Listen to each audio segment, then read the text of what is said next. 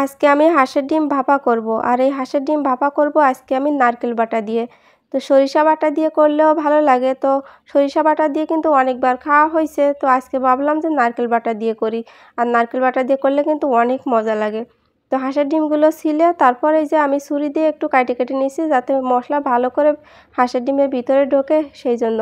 আর লবণ হলুদ মাখায় নিচ্ছি এখন। তো লবণ হলুদ মাখায় নেওয়ার পরে আমি ডিমগুলো কিন্তু একটু ভাজে নেব। আর দেখেন ডিমগুলো ছিলতে যে কি অবস্থা হয়েছে। চুলায় একটা কড়াই বসায় দিয়ে আমি তেল দিয়ে দিলাম, আর আমি ডিমগুলো কিন্তু এখন একটু ভাজে নেব। না ভাজেও কিন্তু দেওয়া যাবে, তো আমার কাছে ভাজে নিলে একটু ভালো হয় সেই জন্য আর কি আমি ভাজে নিছি। তো এটা কিন্তু না ভাজেও রান্না করা যাবে, ওটাও কিন্তু ভালো লাগবে। তো ডিমগুলো ভাজা হয়ে গেছে, আমি কিন্তু ডিমগুলো এখন তুলে নিচ্ছি।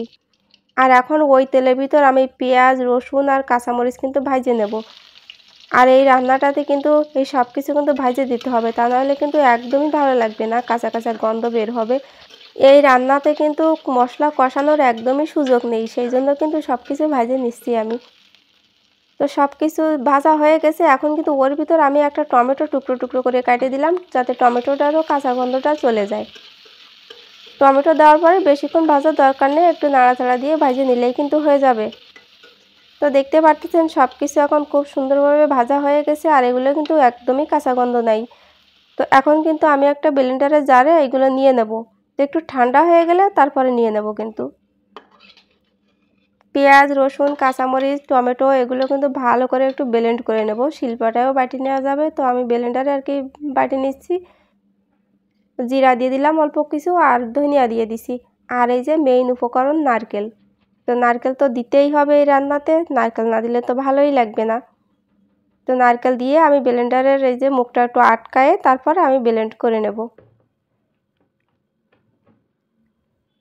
খুব ভালোভাবে ব্লেন্ড করে নেব এখন। আর এই রান্নাটা যদি কেউ না খেয়ে থাকেন তাহলে একবার হলেও খেয়ে দেখবেন, আশা করি আপনাদের কাছে ভালো লাগবে। তো এখন আমি মশলা একটা বাটিতে নিয়ে নিচ্ছি, ছোট্ট একটা বাটিতে।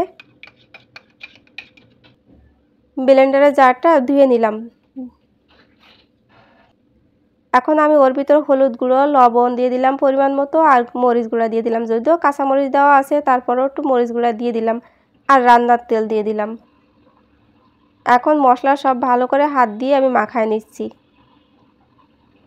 অসম্ভব মজা লাগে কিন্তু এই রান্নাটা খেতে। জানি না কেউ খেয়েছেন কিনা, তবে আমার কাছে তো বেশ ভালো লাগে। তো আমি আজকে এটা বানাচ্ছিলাম সেজন্য মনে করলাম আপনাদের সাথে একটু শেয়ার করি। এখন সব মশলা ভালো করে মাখানো হয়ে গেছে, আমি একটা বাটিতে নিয়ে নিলাম, একটা ঢাকনাওয়ালা বাটিতে নিয়ে নিচ্ছি। এই যে বাটিটা ধুয়ে একটুখানি জল দিয়ে দিলাম, আর ওর ভিতর আমি ভাজে রাখা ডিমগুলো দিয়ে দেব। তারপর একটা চামচ দিয়ে ভালো করে নাড়াচাড়া করে আর একটু মিশিয়ে নেব।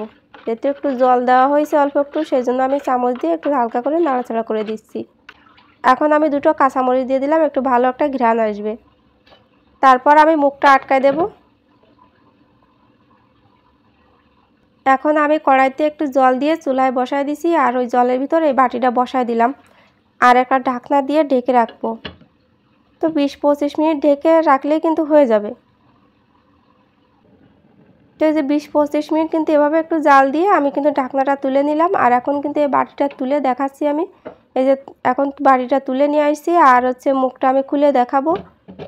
এই যে মুখটা খুলে দেখাচ্ছি, দেখেন কত সুন্দর হয়েছে, আর এটা কিন্তু খেতে অসম্ভব মজা হয়। তো আমি একটা বাটিতে আর কি ঢেলে দেখাবো।